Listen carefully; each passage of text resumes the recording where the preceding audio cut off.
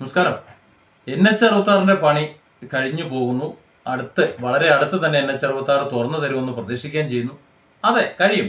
ഇപ്പൊ ഞങ്ങളുടെ ഏരിയയിലൊക്കെ പണി കഴിഞ്ഞ് NH-66 കൂടെ തന്നെയാണ് പോകുന്നത്. നമ്മൾ രണ്ട് മൂന്ന് കാര്യങ്ങൾ ഇതിനെക്കുറിച്ചൊന്ന് പറയട്ടെ, എന്നിട്ടൊരു എമർജൻസി വിവരം കൂടി പറയാനുണ്ട്. എമർജൻസി വിവരം അവസാനമാകാം, റോഡ് ഉദ്ഘാടനം കഴിഞ്ഞിട്ടില്ലല്ലോ. ഓക്കെ.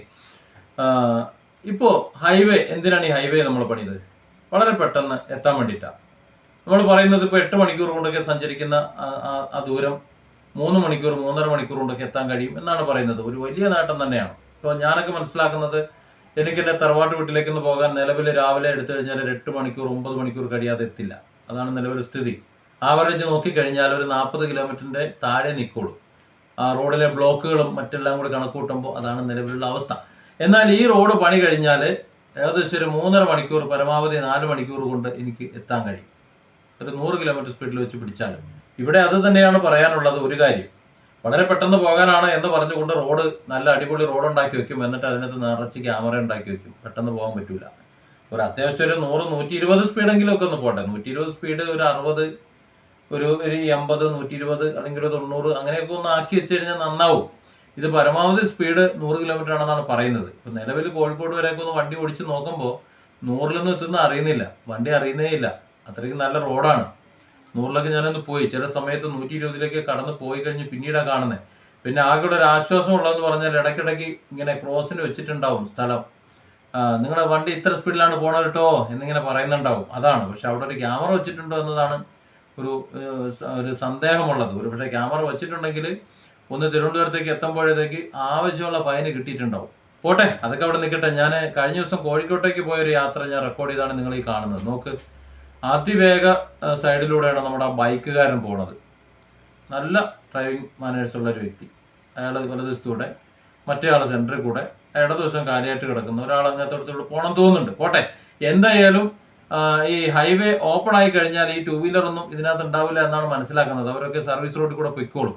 പക്ഷേ ഈ ലൈൻ ട്രാഫിക് എന്ന് പറയുന്ന സാധനം, ഇതെങ്ങനെയാണ് വണ്ടി ഓടിക്കുന്നതെന്ന് ആർക്കും അറിയില്ല, ഇപ്പോഴും അറിയില്ല. ഈ 3 ലൈൻ റോഡിലൂടെ വണ്ടി ഓടിച്ച് പോകുന്ന സമയത്ത്, കഴിഞ്ഞ ദിവസം കോഴിക്കോട് പോകുന്ന സമയത്ത്, പിന്നെ 3 ചരക്ക് വാഹനങ്ങൾ 3 ട്രാക്കിൽ പാരലായിട്ട് ഇങ്ങനെ പോവുക. ഒരു വണ്ടിക്കും കയറി പോകാൻ പറ്റാത്ത രീതിയിൽ അവസാനം ഓണടിച്ച് ഒരു വാഹനം എങ്ങനെയെങ്കിലും ഉള്ളിൽ കയറി ബാക്കിയുള്ളവരെല്ലാവരും കൂടെ വേലം കെട്ട് മര്യാദയ്ക്ക് ലെഫ്റ്റ് സൈഡിൽ കൂടെ പോകുമെന്ന് പറഞ്ഞ് ഒച്ചമ്പിളി ഉണ്ടാക്കി തന്തയ്ക്ക് വിളി വരെ നടത്തിയതിന് ശേഷമാണ്, അവരെയൊക്കെ സൈഡിലേക്ക് മാറ്റിയ ശേഷമാണ് സത്യത്തിൽ വാഹനം ഓടിക്കാൻ കഴിഞ്ഞത്. ഒരു വലിയൊരു പട അതിൻ്റെ പിന്നിൽ ഇങ്ങനെ ക്യൂ, 3 പേര് നിരന്ന് പോവുകയാണ്. അതായത് ഡ്രൈവിംഗ് മാനേഴ്സ് എന്ന് പറഞ്ഞ സാധനം ഇല്ല. ഇത്രയും ട്രാഫിക് ഉരുക്ക് അവിടെ ഉണ്ടാക്കി വെച്ചിട്ട്, ആ വലിയ റോഡിൽ ഉണ്ടാക്കി വെച്ചിട്ട്, ഇവർ കുറെ ഇടയ്ക്കിടയ്ക്ക് ഈ സർവീസ് റോഡിലേക്ക് ഇറങ്ങും. മുഴുവൻ പണി തീർന്നിട്ടില്ലല്ലോ. അവിടെ ഈ 3 ചരക്ക് വാഹനങ്ങളൂടെ ഇറങ്ങിക്കഴിഞ്ഞാൽ ഈ പിന്നിലുള്ള 100 കണക്കിന് വാഹനങ്ങളൂടെ ചേരുമ്പോൾ ഉണ്ടാകുന്ന ട്രാഫിക് ബ്ലോക്ക് എന്ന് ചിന്തിക്ക്. ആ സ്ഥാനത്ത് ആ ചരക്ക് വാഹനങ്ങൾ ലെഫ്റ്റ് സൈഡിൽ കൂടെ പോയി കഴിഞ്ഞാൽ പ്രശ്നം കഴിഞ്ഞില്ലേ? അതൊക്കെ അങ്ങ് പോയിട്ടുണ്ടാവും. ഒരു ട്രാഫിക് ബ്ലോക്കും ഇവിടെ ഉണ്ടാവില്ല. അപ്പോൾ ട്രാഫിക് മാനേഴ്സ് പാലിക്കാതെ വാഹനം ഓടിക്കരുത്. NH-66 ഓപ്പൺ ആകുമ്പോൾ മര്യാദയ്ക്ക് പോകണം എന്നതാണ് നമ്മൾ ശ്രദ്ധിക്കേണ്ട ഒരു കാര്യം. ഇനി പറയാൻ വന്നൊരു കാര്യം പറയാം.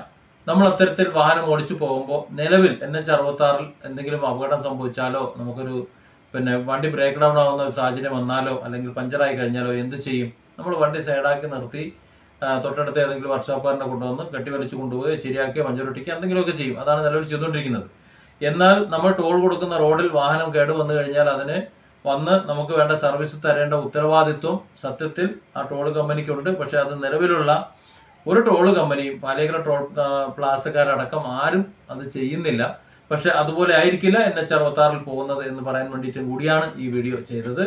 നിങ്ങൾ വാഹനം NH-66 ഇതുപോലെ പോയിക്കൊണ്ടിരിക്കുന്ന സമയത്ത് എന്തെങ്കിലും സംഭവിച്ച് വണ്ടി ഒന്ന് നനച്ചു പോയാൽ നിന്ന് പോയി കഴിഞ്ഞാൽ, നിങ്ങൾ മറ്റേ എമർജൻസി ഒരു ബ്രേക്ക് ഡൗൺ വാർണിംഗ് ട്രയാങ്കിൾ ഉണ്ടാവുമല്ലോ, അതെടുത്ത് അതിൻ്റെ പിന്നിൽ വെക്കുക. കാര്യം മുന്നിൽ നിന്ന് വണ്ടി വരില്ല, അതുകൊണ്ട് ഓപ്പോസിറ്റ് വണ്ടി മറുഭാഗത്തൂടെയാണല്ലോ പോണേ.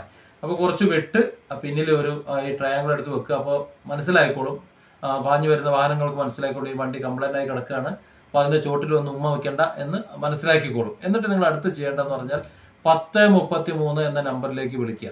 എന്നിട്ട് പറയുക, എൻ്റെ കാർ ഇവിടെ ഇങ്ങനെ വഴിയിൽ കിടക്കുകയാണ്, പഞ്ചറായി പോയി, അല്ലെങ്കിൽ മറ്റെന്തെങ്കിലും പറ്റിപ്പോയി, ഓടാൻ പറ്റാത്തൊരു കണ്ടീഷനിൽ കിടക്കുകയാണെന്ന് വിളിച്ച് പറയുക 1033. ഈ 1033 വിളിക്കുമ്പോൾ ഒരു കുഴപ്പമുള്ളതെന്ന് വെച്ച് കഴിഞ്ഞാൽ, അവർക്ക് നിങ്ങൾ എവിടെയാണെന്ന് അറിയില്ലല്ലോ.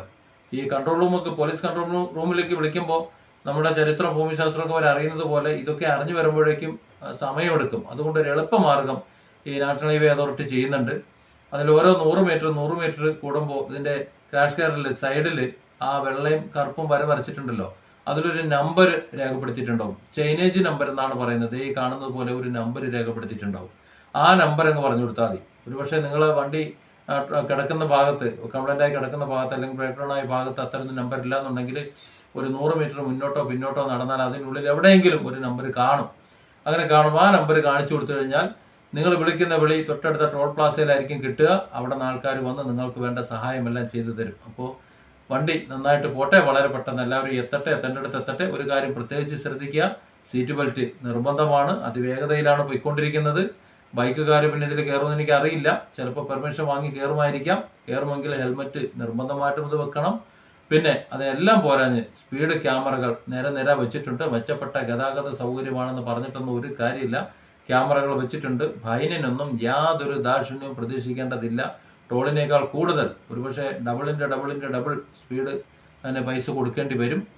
പണ്ടത്തെ പോലെ അല്ല, അറിയാലോ, ഇൻഡാസ് അടിച്ച് നമ്മുടെ മൊബൈലിലേക്ക് വരുന്നത് കൊണ്ട് അത് അങ്ങോട്ട് അടയ്ക്കാതെ വേറെ ഒരു പണി നടക്കില്ല. നമ്മൾ അടയ്ക്കില്ല, അല്ലെങ്കിൽ പിന്നെ കേസിനും വഴക്കിനൊക്കെ പോകണം. അത് ഇതിലേറെ പണം ചിലവാക്കേണ്ടി വരും. അതുകൊണ്ട് തൽക്കാലം ഗതാഗത നിയമങ്ങൾ പാലിച്ച് വണ്ടി ഓടിക്കുക. പിന്നെ ഒരു ഡ്രൈവേഴ്സ് ഒരു മാനേഴ്സ് ഉണ്ട്.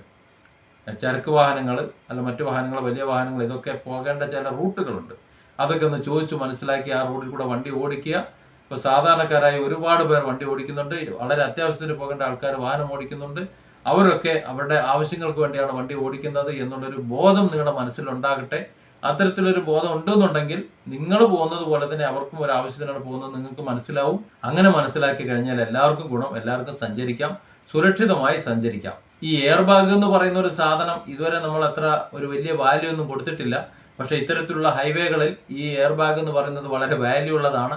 എവിടെയെങ്കിലും തട്ടോ മുട്ടോ ചെയ്ത് കഴിഞ്ഞാൽ എയർ ബാഗ് പുറത്ത് വന്നില്ല എന്നുണ്ടെങ്കിൽ ബാക്കി ഒരു കാര്യമില്ല, പണി ചിലപ്പോൾ തീർന്നെന്ന് വരും. അപ്പോൾ അതുകൊണ്ട് കോ ഡ്രൈവിംഗ് സീറ്റിൽ ഇരിക്കുന്ന ആൾക്കാർ കാല് മേലേക്ക് കയറ്റി വെച്ചിട്ട്, നമ്മൾ ഗ്ലാസിൻ്റെ മേലേക്ക് കയറ്റി വെച്ചുകൊണ്ട് ഡാഷിലേക്ക് കയറ്റി വെച്ചുകൊണ്ട് ഓടുന്ന ഒരു പരിപാടിയുണ്ട്. അങ്ങനെയാണെങ്കിൽ കൂടും കുടുക്കുക എല്ലാം കൂടെ ജാമാവുന്ന ഒരു സാഹചര്യം വരും. വണ്ടി തട്ടേ മുട്ടേ ചെയ്താൽ ഒരു കാല് നിലത്തേക്ക് തന്നെ ഇരുന്നോട്ടെ, സുരക്ഷിതമായ യാത്ര. അതിനായിരിക്കട്ടെ നമ്മളെ മെച്ചപ്പെട്ട റോഡുകൾ. ഓരോ ജീവനും വിലപ്പെട്ടതാണ്.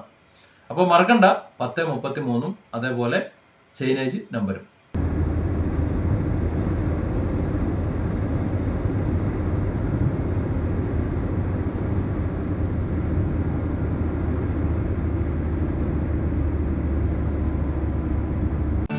Different angles. Don't forget to subscribe and support this channel.